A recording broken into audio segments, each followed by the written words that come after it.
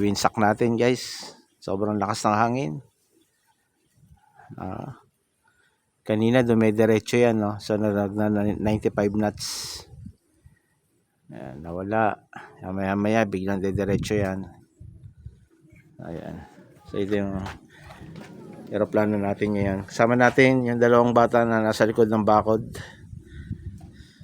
Ayan pa yung isa, nakatago dun. Good morning.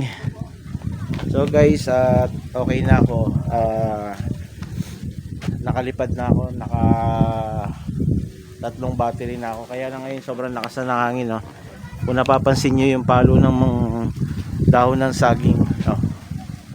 So may hirap, baka biglang mag-fly away yung aeroplano, mas nakakapanghinayang, no? Okay. Ang matutuwa lang naman pag nag-over the bakod, eto, ayan, tsaka yan. Kasi mas malaki yung kikitain nila pag nag-over the bakod, diba? Joke lang. At yun pa, yung isang bata na yun, si Julina. Good morning, Julina. Ayan. So papaalam na ako. Maraming salamat. Bye-bye. Bye-bye na. Bye-bye na. Ayan.